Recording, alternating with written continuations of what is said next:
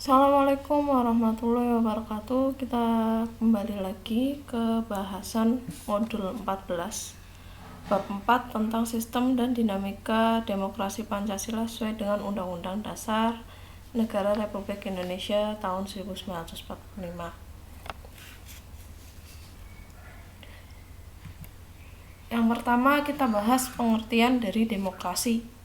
Secara etimologis, demokrasi berasal dari bahasa Yunani, yaitu demos dan kratos. Demos yang berarti rakyat atau penduduk, dan kratein atau kratos yang berarti kekuasaan atau kedaulatan. Dengan demikian, demokrasi adalah keadaan negara di mana kedaulatan atau kekuasaan tertingginya berada di tangan rakyat.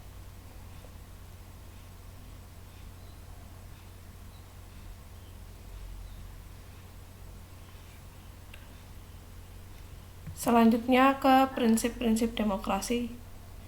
Prinsip-prinsip demokrasi ini kalian bisa lihat di modul kalian halaman 36 menurut Miriam Budiarjo. Yang pertama adalah menyelesaikan perselisihan dengan damai dan secara melembaga. Yang kedua, menjamin terselenggaranya perubahan secara damai dalam suatu masyarakat yang sedang berubah. Yang ketiga, menyelenggarakan pergantian pimpinan secara teratur. Keempat, membatasi pemakaian kekerasan sampai batas minimum atau minimum. Berikutnya, mengakui serta menganggap wajar adanya keanekaragaman. Dan terakhir, menjamin tegaknya keadilan. Nah, ini prinsip-prinsip demokrasi berdasarkan Miriam Budiarjo. Sedangkan berdasarkan para ahli lainnya mengemukakan prinsip-prinsip demokrasi yang berbeda-beda, tergantung dari sudut pandang dari orang yang bersangkutan atau negara yang bersangkutan. Selanjutnya, kita perhatikan ada beberapa video dalam bahasan demokrasi kali ini. Kalian bisa pahami dari mulai apa sih itu demokrasi secara detailnya. Nah, silahkan kalian tonton video berikut.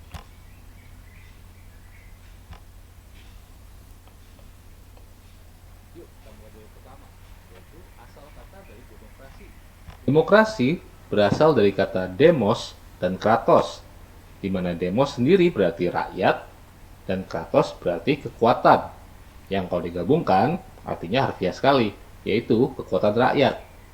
Kemudian menurut beberapa tokoh sejarah, mereka memiliki definisi sendiri mengenai demokrasi ini, yang biasanya tergantung dari paham politik mereka yang mereka anut saat itu. Misalnya yang pertama dari Franklin D. Roosevelt, dia menyatakan bahwa jangan sampai kita lupa bahwa pemerintah adalah diri kita sendiri dan bukanlah kekuatan asing atas kita. Penguasa utama dari demokrasi kita bukanlah seorang presiden dan para senator dan anggota kongres dan pejabat pemerintah, tetapi para pemilih di negara ini. Kemudian yang kedua, menurut Benito Mussolini yang terkenal fasis. Menurut dia, demokrasi itu hanya indah dalam teori. Dalam prakteknya, itu adalah suatu kekeliruan. Ini menurut Mussolini ya, bukan menurut Hasan Jiplak. Selanjutnya, pengertian demokrasi menurut Aristoteles, yaitu demokrasi adalah ketika orang-orang yang miskin yang berkuasa dan bukan orang-orang dari kalangan berada. Kemudian selanjutnya, salah satu presiden Amerika Serikat yang paling terkenal, Abraham Lincoln, menyatakan bahwa demokrasi adalah sistem pemerintahan yang diselenggarakan dari rakyat, oleh rakyat, dan untuk rakyat. Nah, tadi sudah saya berikan beberapa definisi demokrasi dari beberapa tokoh sejarah. Kemudian selanjutnya kita akan mundur ke belakang untuk mengetahui bagaimana sih sejarah dari demokrasi itu. Konsep demokrasi pertama kali muncul di sekitar tahun 508 sampai 507 sebelum Masehi oleh seorang pembuat undang-undang dari kerajaan Yunani kuno. Tepatnya berasal dari bangsa Athena yang bernama Cleisthenes. Demokrasi yang terjadi pada masa tersebut adalah sistem demokrasi langsung, di mana terjadi pemilihan acak dari para warga untuk memilih siapa yang dapat menjabat di beberapa kantor administrasi dan pemerintahan. Dan akhirnya dibentuk juga majelis legislatif yang terdiri dari semua warga Athena. Semua warga negara yang memenuhi syarat diizinkan berbicara dan memberikan suara di majelis tersebut untuk mengatur hukum pada kota dan negara Athena. Kemudian selanjutnya adalah pada bangsa Sparta. Pada tahun 700 Masehi di kota Sparta, diadakan voting dengan sistem skor, di mana masing-masing pemilih memberikan skor untuk masing-masing kandidat, dan nantinya kandidat yang memiliki skor terbanyaklah yang menjadi pemenangnya. Voting tersebut terjadi pada saat ritual apella, yang diadakan bangsa Sparta setiap sebulan sekali, yang memang diadakan untuk memilih pemimpin. Dan voting ini hanya bisa diikuti oleh mereka yang berjenis kelamin pria dan berusia minimal 30 tahun. Kemudian selanjutnya adalah pada masa Republik Romawi. Republik Romawi sendiri sering dianggap sebagai salah satu bangsa yang paling banyak memberikan kontribusi atas sistem demokrasi, terutama karena merekalah yang pertama kali menggunakan sistem pemerintahan republik di antara peradaban barat pada masa itu. Romawi sendiri banyak mengadopsi dari bangsa Yunani kuno terkait sistem pemerintahan mereka, tapi banyak pemerintahan negara modern saat ini yang lebih mengadopsi demokrasi ala Romawi dan bukan Yunani. Hal tersebut dikarenakan penerapan sistem demokrasi di Romawi lebih menyeluruh dan membentuk karakter dari negara mereka ketimbang penerapan demokrasi oleh bangsa-bangsa lainnya saat itu. Bangsa Romawi menerapkan demokrasi ke dalam setiap aspek negara, seperti memiliki dewan legislatif dalam bentuk senat yang merupakan perwakilan rakyat yang berperan dalam merumuskan undang-undang serta menentukan pemimpin. Sistem perwakilan tersebut saat ini lebih dikenal dengan nama demokrasi perwakilan, alias representative democracy. Kemudian kita menuju abad pertengahan. Di zaman ini, banyak bermunculan sistem pemilihan suara, meskipun tidak berskala nasional, dan hanya dilakukan oleh sebagian kecil dari masyarakat saja. Beberapa contohnya seperti yang pertama, pemilihan Gopala oleh kasta atas di Bengal, kemudian bentukan persemakmuran Polandia Lithuania, kemudian voting terjadi di beberapa city-state atau negara kota dari Italia abad pertengahan seperti Venesia. Kemudian ada namanya sistem tuata di Irlandia abad pertengahan awal. Kemudian ada juga pemilihan Khalifah Utsman bin Affan menggunakan sistem eleksi, dan banyak lagi yang lainnya. Salah satu peristiwa yang cukup penting bagi perkembangan demokrasi di kebudayaan barat adalah pada saat Inggris membuat perjanjian Magna Carta pada tahun 1215. Perjanjian yang dibuat antara Raja John dengan pihak gereja tersebut berisikan persetujuan raja untuk melindungi hak-hak gereja dan para bangsawan, yang kemudian disetujui oleh perwakilan bangsawan yang terdiri dari 25 orang. Bentuk awal dari parlemen di Inggris ini semakin menguat pada tahun 1265, yang dinamakan Parlemen Simon de Montfort, di mana Montfort mengumpulkan perwakilan dari berbagai kalangan, meskipun masih belum melibatkan rakyat. Kemudian, di Amerika Utara, pemerintahan dengan bentuk perwakilan terbentuk di Jamestown, Virginia, dengan dipilihnya Majelis Burgesses yang ada sebelum Majelis Umum Virginia pada tahun 1619.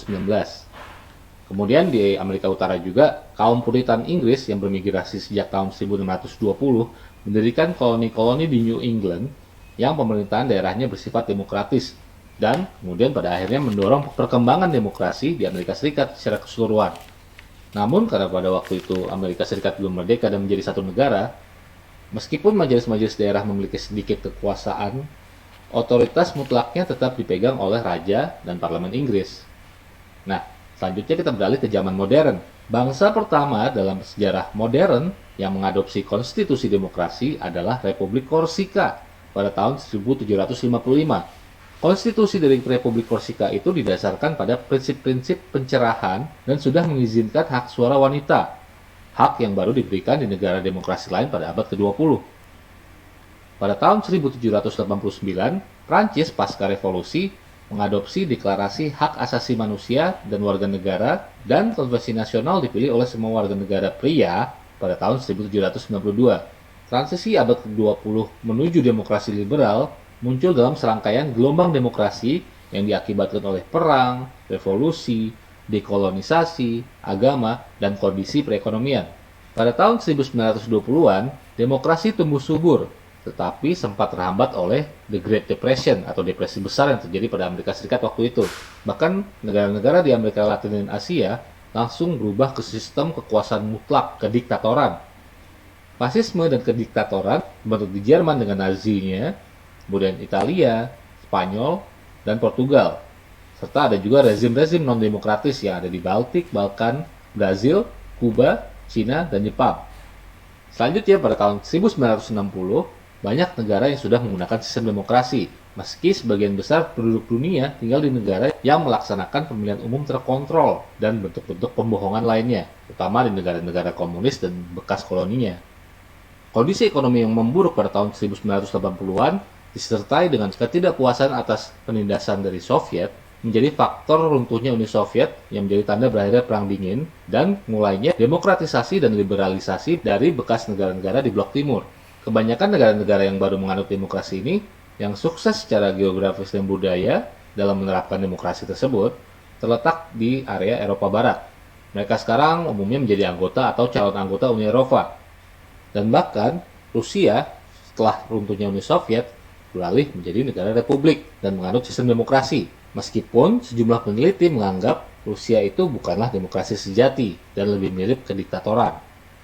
Tren liberalisasi dan demokrasi ini menyebar ke beberapa negara di Afrika pada tahun 1990-an, termasuk Afrika Selatan. Kemudian juga menular ke daerah-daerah lainnya, seperti di negara kita sendiri, di Indonesia, yang terjadi pada tahun 1998 menandakan mulainya era reformasi. Kemudian ada juga revolusi bulldozer di Yugoslavia, revolusi mawar di Georgia, revolusi oranye di Ukraina, revolusi Cedar di Lebanon, revolusi tulip di Kirgistan, dan revolusi Yasmin di Tunisia. Menurut Freedom House, pada tahun 2007 terdapat 123 negara demokrasi elektoral yang sudah naik dari jumlahnya tadinya cuma 40 pada tahun 1972. Kemudian menurut World Forum on Democracy, jumlah negara demokrasi elektoral mencapai 120 dari 192 negara di dunia dan telah mencakup 58,2% dari penduduk dunia. Pada saat yang sama, negara-negara demokrasi liberal yang dianggap oleh Freedom House sebagai negara yang bebas dan menghormati hukum dan HAM berjumlah 85 dan mencakup 38% penduduk dunia. Dan kemudian pada tahun 2010, Perserikatan Bangsa-Bangsa atau PBB menyatakan tanggal 15 September sebagai Hari Demokrasi Internasional. Kemudian selanjutnya, bagaimana sih ciri-ciri suatu pemerintahan yang menganut sistem demokrasi? Suatu sistem pemerintahan bisa disebut sebagai demokrasi apabila memiliki ciri-ciri sebagai berikut. Yang pertama adalah ciri konstitusional, yang merupakan ciri-ciri demokrasi yang berkaitan dengan kehendak, kepentingan, maupun kekuasaan rakyat yang ditegaskan ke dalam konstitusi maupun undang-undang yang berlaku di negara tersebut.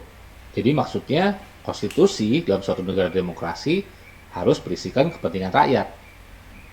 Kemudian yang kedua, ciri perwakilan, yaitu merupakan ciri-ciri demokrasi yang berkaitan dengan kedaulatan rakyat yang diwakilkan oleh sejumlah orang yang telah dipilih oleh rakyat itu sendiri. Kemudian selanjutnya, ciri pemilihan umum, yaitu merupakan ciri-ciri demokrasi yang berkaitan dengan kegiatan politik untuk memilih suatu pihak dalam pemerintahan atau suatu pihak yang akan memerintah. Kemudian, ciri kepartaian, yang merupakan ciri-ciri demokrasi yang berkaitan dengan partai menjadi sarana atau media sebagai bagian dalam pelaksanaan sistem demokrasi. Selanjutnya adalah ciri kekuasaan, yang merupakan ciri-ciri demokrasi yang berkaitan dengan adanya pembagian kekuasaan dan pemisahan kekuasaan. Kemudian yang terakhir adalah ciri tanggung jawab, yaitu merupakan ciri-ciri demokrasi yang berkaitan dengan tanggung jawab dari pihak yang telah terpilih. Jadi, pihak yang telah terpilih dan akhirnya berkuasa tidak bisa seenaknya begitu saja. Mereka harus bertanggung jawab kepada rakyat dan harus mengutamakan kepentingan rakyat yang sudah tertuang dalam konstitusi. Apa sih prinsip dari demokrasi itu sendiri? Apapun bentuk sistem pemerintahan, biasanya selalu memiliki prinsip-prinsip dasar yang dipegang teguh sebagai patokan akan keberhasilan dari sistem tersebut. Nah, dalam sistem pemerintahan demokrasi, prinsip-prinsip yang ada dan harus diperhatikan oleh pemerintahan yang ingin menganut sistem ini adalah sebagai berikut. Yang pertama, kedaulatan rakyat. Kemudian, pemerintahan berdasarkan persetujuan dari yang diperintah, yaitu rakyat. Kemudian, kekuasaan oleh mayoritas. Selanjutnya, hak-hak dari minoritas. Kemudian, adanya jaminan hak asasi manusia. Pemilihan yang bebas, adil, dan jujur. Kemudian, persamaan di mata hukum, alias tidak membeda-bedakan. Selanjutnya, proses hukum yang wajar. Kemudian, pembatasan pemerintah secara konstitusional, yang maksudnya di sini adalah tidak memungkinkan suatu pemerintahan berubah menjadi suatu diktator. Misalnya seperti itu. Kemudian, adanya pluralisme sosial, ekonomi, dan politik. Dan yang terakhir, prinsip dari demokrasi adalah adanya nilai-nilai toleransi, pragmatisme, kerjasama, dan juga mufakat. Demokrasi sendiri tidak hanya ada satu macam, ada berbagai jenis dan macam-macam demokrasi, yang antara lain adalah sebagai berikut. Yang pertama adalah bentuk mendasar dari demokrasi, yaitu demokrasi langsung, kemudian demokrasi perwakilan atau representatif, kemudian demokrasi parlementer, kemudian demokrasi presidensial, dan kemudian demokrasi campuran. Demokrasi sendiri juga memiliki bentuk lain, misalnya sebagai berikut. Yang pertama, monarki konstitusional, yaitu suatu negara kerajaan yang juga memiliki suatu parlemen. Jadi, suatu kerajaan yang menganut monarki konstitusional tidak lagi bisa memerintah secara absolut, tapi harus mengikuti konstitusi atau undang-undang yang berlaku yang telah disepakati bersama.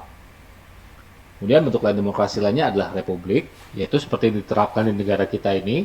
Kemudian ada juga demokrasi liberal, kemudian ada juga sosialis, anarkis, sortition atau urutan, yang artinya pengambil keputusan alias pemimpin dipilih secara acak. Kemudian konsosiasional, yang berarti demokrasi yang kekuasaannya dibagi-bagi.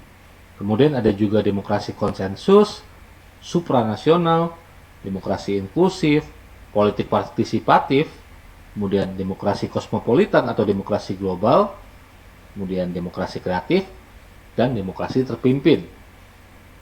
Tentunya suatu sistem pemerintahan tidak ada yang sempurna, termasuk demokrasi itu sendiri. Nah, selanjutnya Astra Jeplak akan memberikan apa saja sih kelebihan dan kekurangan dari sistem pemerintahan demokrasi tersebut. Suatu sistem pemerintahan yang berhasil diterapkan di suatu negara belum tentu tepat untuk diadaptasi oleh negara lain. Dan itu memang benar adanya, karena dari setiap sistem pemerintahan selalu ada kelebihan dan kekurangannya. Jadi, kelebihan demokrasi itu apa saja? Yang pertama, demokrasi akan lebih adil karena memungkinkan orang-orang yang tinggal di suatu negara memutuskan siapa yang akan memimpin atau memerintah mereka.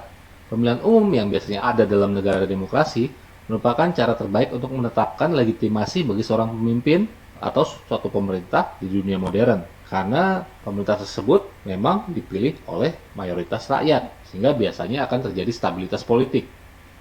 Kemudian kelebihan demokrasi selanjutnya adalah sebagai cara yang efektif untuk memastikan transisi yang lebih lancar ketika pemerintah dan pemimpin berubah, misalnya setelah berakhir masa kerjanya. Selanjutnya, sistem demokrasi bagus dalam memastikan keterbukaan dan mengawasi korupsi. Ini dikarenakan kelompok-kelompok politik yang saling bersaing terus-menerus berusaha mengekspos kesalahan dan kejahatan satu sama lain, terutama pemerintah yang sedang berkuasa saat itu. Kemudian selanjutnya, pada sistem demokrasi, warga negara sudah tahu bahwa mereka memiliki hak suara, dan bahwa pemimpin atau pemerintah mungkin akan berubah pada pemilihan berikutnya. Sehingga kecenderungannya adalah tidak melakukan kerusuhan, pemogokan umum, atau pemberontakan. Selanjutnya, pemerintahan yang demokratis cenderung tidak akan berperang dengan negara lain. Ini karena pemerintahan yang berkuasa umumnya membutuhkan dukungan dari orang-orang yang ada di belakang mereka. Kemudian selanjutnya, demokrasi mendorong rasa memiliki pada setiap warga negaranya, karena mereka merasa dapat berpartisipasi penuh dalam proses politik, yaitu dengan memiliki hak suara tersebut. Nah, selanjutnya, apa saja sih kekurangan dari demokrasi? Ada beberapa kekurangan demokrasi yang juga perlu kita ketahui. Jadi tidak semuanya tentang demokrasi itu adalah hal-hal yang bagus saja. Yang pertama, dikarenakan para pemimpin atau pemerintah umumnya dipilih untuk melayani masyarakat dalam jangka waktu tertentu, yaitu sekitar 4 atau 5 tahun, menjadikan biasanya pemerintah tersebut sering tidak melihat melampaui dari pemilu berikutnya atau melampaui dari masa pemerintahan mereka. Jadi kadang-kadang beberapa masalah sosial, lingkungan, dan ekonomi tidak terselesaikan karena beberapa ada yang membutuhkan solusi jangka panjang yang tidak bisa di-cover hanya dalam 5 tahun saja. Kemudian kelemahan demokrasi lainnya adalah adanya tirani dari para mayoritas yang tentunya akan sangat mengancam pada kelompok minoritas karena dengan tadi waktu pemerintahan yang terbatas, pemimpin ataupun pemerintah biasanya lebih melayani kepentingan kelompok sosial terbesar dan mengabaikan atau bahkan menindas hak minoritas. Kemudian demokrasi ini sangat bergantung pada faktor sejarah dan budaya dari suatu negara, terutama karena demokrasi ini akarnya adalah pada budaya Yunani kuno dan Romawi yang ada di Eropa. Sehingga mungkin ya tidak cocok untuk negara-negara timur dan juga di Afrika. Kemudian selanjutnya, kelemahan lainnya adalah demokrasi dapat menghasilkan koalisi yang berat sebelah atau pertikaian tanpa akhir dan akhirnya terjadi kebuntuan politik. Sistem politik lainnya dalam hal ini lebih mudah untuk diarahkan menuju hasil yang diinginkan. Bahkan, Romawi kuno sendiri lebih sukses di bawah pimpinan Julius Caesar yang waktu itu memimpin secara otokratis dibandingkan pada saat di bawah pemerintahan yang demokratis. Kemudian kelemahan demokrasi selanjutnya, demokrasi membutuhkan rakyat yang terdidik dan berpengetahuan luas. Karena apabila rakyat kurang berpendidikan, proses politik dapat lebih mudah dimanipulasi dan didistorsi oleh suatu perusahaan, media yang bias, atau suatu kelompok yang memiliki agenda tertentu. Kemudian, demokrasi juga terlalu banyak bergantung pada kebutuhan individu dan mendorong orang untuk memilih secara egois, berpikir hanya untuk kepentingan diri sendiri, dibandingkan untuk memikirkan yang terbaik bagi negara secara keseluruhan. Kemudian, konflik kepentingan terkadang dapat terjadi, di mana seorang politisi atau pemerintah harus memutuskan antara bertindak demi kepentingan terbaik negara atau demi meningkatkan peluang mereka untuk terpilih kembali. Ya, seringnya mereka akan milih yang terakhir ya. Kemudian, proses pemilu sendiri atau pemilihan biasanya menghabiskan banyak waktu dan sejumlah besar uang. Bisa dibilang ada sekitar miliaran uang yang dibelanjakan untuk kampanye politik yang sebenarnya lebih baik digunakan untuk hal-hal lain yang lebih bermanfaat dibandingkan kampanye. Dan terakhir, kelemahan dari demokrasi yang mengusung pemilihan tersebut akhirnya mendorong politisi untuk membuat janji-janji yang mereka tahu tidak dapat mereka pertahankan hanya supaya dapat dipilih. Ya mungkin tidak semua politisi seperti itu, tapi itu resiko yang mungkin terjadi pada saat berkampanye. Nah selanjutnya, negara-negara mana saja sih yang menganut sistem demokrasi? Ada beberapa negara yang menjalankan sistem pemerintahan demokrasi tersebut, tapi akan asal jeplak bagi menjadi negara yang dianggap menganut demokrasi secara penuh, dan kemudian negara yang dianggap menganut demokrasi tidak sempurna. Yang pertama, negara-negara yang dianggap menganut demokrasi penuh itu adalah Norwegia, Islandia, Denmark, Swedia, Selandia Baru, Australia, Swiss, Kanada, Finlandia, Belanda, Luxembourg, Irlandia, Austria, Jerman, Malta, Republik Ceko, Uruguay, Britania Raya, Amerika Serikat, Costa Rica, Jepang, Korea Selatan, Belgia, Mauritius, dan Spanyol. Kemudian negara yang dianggap menganut demokrasi tidak sempurna adalah sebagai berikut: Argentina, Benin, Botswana, Brasil, Bulgaria, Cape Verde atau Tanjung Verde, Chili, Kolombia, Kroasia, Siprus, Republik Dominika, El Salvador, Estonia, Prancis, Ghana, Yunani, Guyana, Hongaria, Indonesia, India, Israel, Italia, Jamaika, Latvia, Lesotho, Lituania, Macedonia, Malaysia, Mali, Meksiko, Moldova, Mongolia, Montenegro, Namibia, Panama, Papua New Guinea, Paraguay, Peru, Filipina, Polandia, Portugal, Romania, Serbia, Slovakia, Slovenia, Afrika Selatan, Sri Lanka, Suriname, Taiwan, Thailand, Timor Leste, Trinidad dan Tobago, dan Zambia.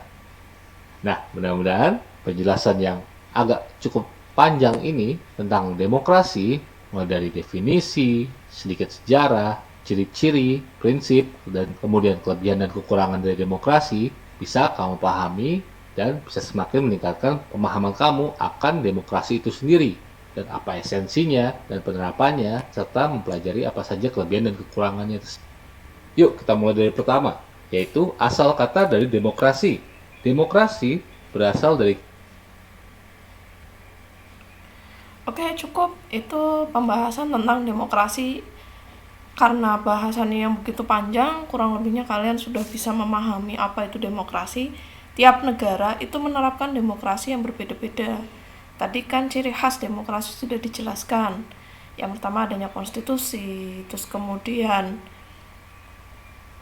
adanya perwakilan, terus pemilu, dan lain-lain sebagainya. Itu bisa kalian pahami. Nah, di Indonesia sendiri itu dianggap sebagai negara yang menerapkan demokrasi yang tidak sempurna.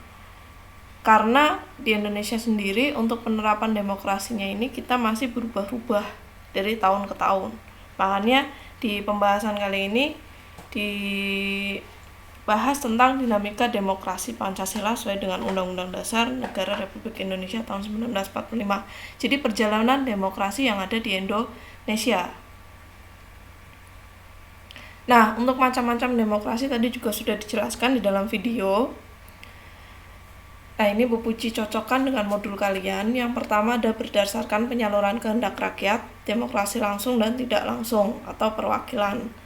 Yang kedua, demokrasi atas dasar prinsip ideologi.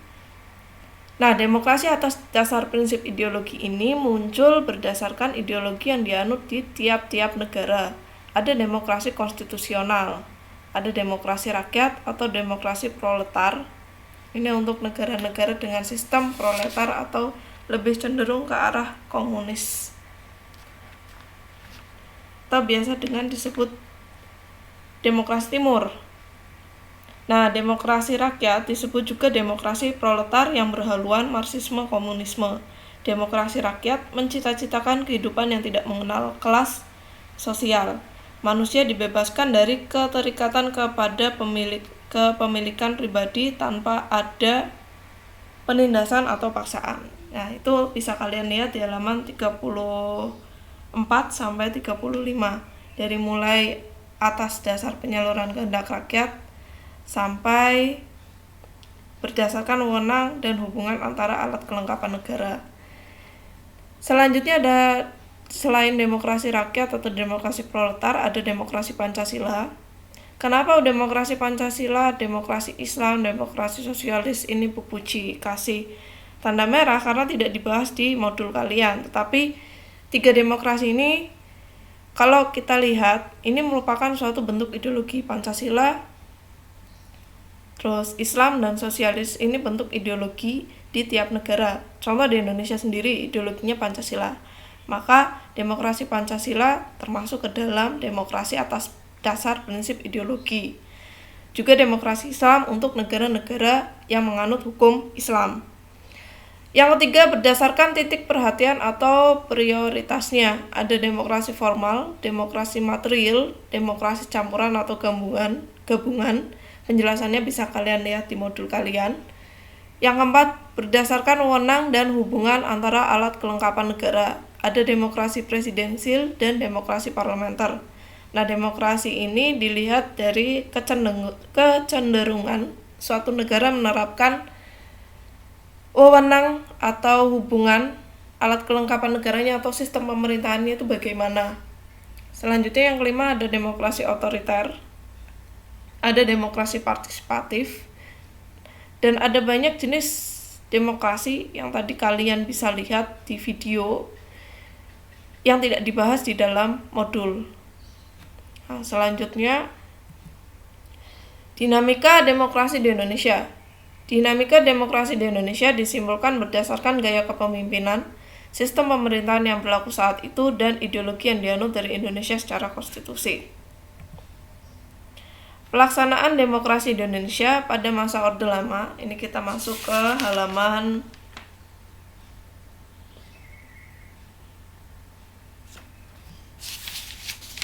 36 ya. Yang pertama pada masa Orde Lama itu di demokrasi yang berlaku parlementer atau liberal pada masa konstitusi RIS dan Undang-Undang Dasar tahun 1950. Karena pada masa itu Indonesia menganut sistem pemerintahan parlementer dengan konstitusinya Republik Indonesia Serikat. Kemudian tahun 1950 Indonesia tetap dengan sistem parlementernya, tapi undang-undangnya berubah menjadi Undang-Undang Dasar 1950. Selanjutnya Indonesia pada masa Orde Lama juga menerapkan demokrasi terpimpin.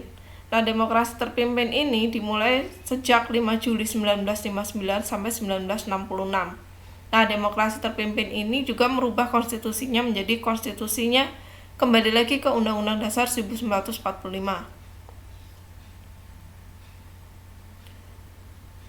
Kenapa dinamakan demokrasi terpimpin? Demokrasi terpimpin ini karena pada saat itu sang penguasa atau pemerintahan saat itu lebih cenderung ke sistem otoriter atau secara terpusat.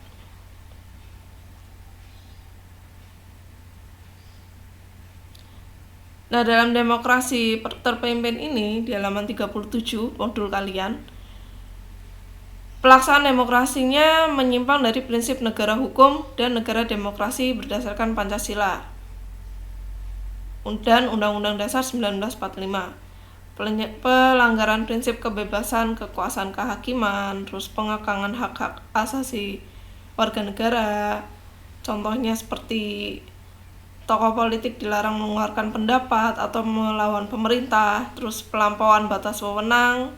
Presiden banyak mengeluarkan penetapan tanpa persetujuan DPR, terus pengutamaan fungsi pimpinan, misal pengangkatan presiden seumur hidup, pembubaran DPR pada tahun 1960, pimpinan MPR, DPR, dan lembaga-lembaga negara lainnya yang diberi kedudukan sebagai menteri yang berarti sebagai bawahan presiden dan lain-lain sebagainya. Ini bukti-bukti bahwa pada saat itu terselenggaranya demokrasi itu secara terpimpin.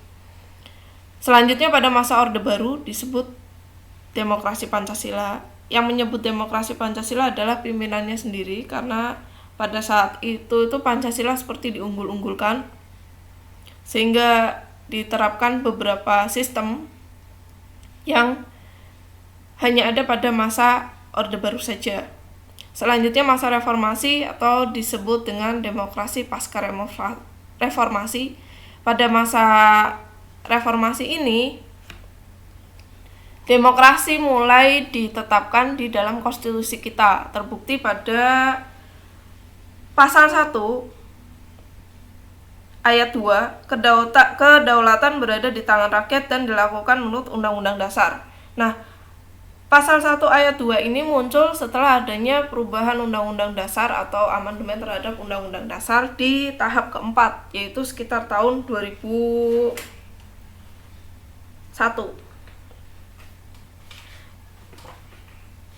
Jadi Orde Baru itu membuat masyarakat kecewa terhadap pimpinan saat itu, sehingga rakyat melakukan aksi besar-besaran, demo besar-besaran untuk menurunkan pemerintahan pada saat itu atau menurunkan presiden pada saat itu, sehingga disebutlah masa reformasi atau demokrasi pasca reformasi. Itu untuk demokrasinya. Nah, untuk masa ini tadi yang Bu Puji sebutkan, maaf, itu untuk perubahan keempat atau amandemen keempat itu dilaksanakan tanggal 10 Agustus 2002. Jadi terbentuknya pasal 1 ayat 2, di mana demokrasi ini ditetapkan dalam suatu konstitusi. Kedaulatan berada di tangan rakyat dan dilakukan menurut Undang-Undang Dasar. Demokrasi Indonesia, demokrasi Pancasila. Kenapa demikian? Karena kita lihat dari ideologi Indonesia saat ini maupun dulu mau sampai sekarang itu menerapkan ideologi Pancasila, makanya demokrasi di Indonesia disebut dengan demokrasi Pancasila. Adapun prinsip-prinsip demokrasi Pancasila kalian bisa lihat di halaman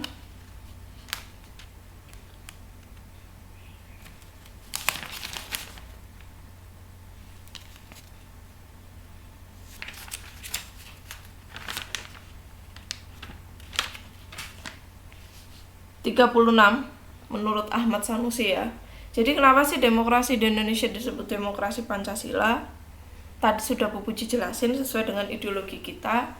Jadi untuk penerapannya sendiri, demokrasi di Indonesia sudah diatur semua dalam konstitusi kita, mulai dari bagaimana hak asasi manusia itu dianggap, itu juga sudah terjadi perubahan pasal di pasal 28. Jadi semenjak adanya reformasi ini, konstitusi demokrasi diberlakukan secara konstitusional.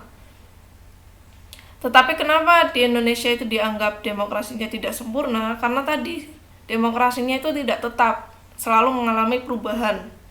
Bahkan saat ini pun juga kalian bisa lihat sendiri bagaimana pelaksanaan demokrasinya.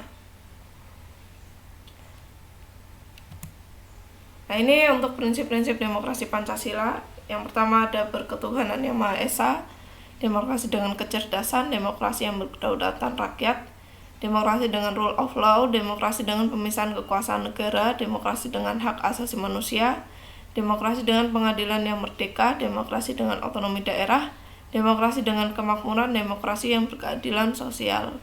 Jadi sesuai dengan nilai-nilai Pancasila yang ada dalam Pancasila. Kenapa Bu Puji simpulkan bahwa demokrasi kita itu kita ambil aja sesuai dengan ideologi Pancasila, walaupun dalam pelaksanaannya itu berbeda. Pelaksanaan tergantung dari pimpinan atau yang memerintah pada masa itu atau pada saat itu. Kita bisa lihat contoh pada era sekarang, pelaksanaan demokrasi itu bisa dilihat bagaimana cara pemimpin memimpin dalam membentuk suatu kebijakan, terus bagaimana dalam menyikapi rakyatnya ketika berpendapat atau menyampaikan kritik terhadap pemerintahan. Itu bisa kita lihat sendiri dan kita bisa menyimpulkan sendiri itu termasuk ke dalam demokrasi yang mana secara pelaksanaannya. Nah, sampai sini ada pertanyaan. Kalau ada pertanyaan kalian bisa kirim atau tulis melalui komentar di Google Classroom. Terima kasih. Untuk tugas kemarin di minggu yang lalu sudah Bu Puji berikan. Kalian mengerjakan modul PKN halaman 42 sampai 43, kemudian di Camp Scanner. Jangan lupa tulis nama di halaman yang kalian kerjakan. Kemudian kalian kirim dalam bentuk PDF. Sekian untuk materi hari ini. Assalamualaikum warahmatullahi wabarakatuh.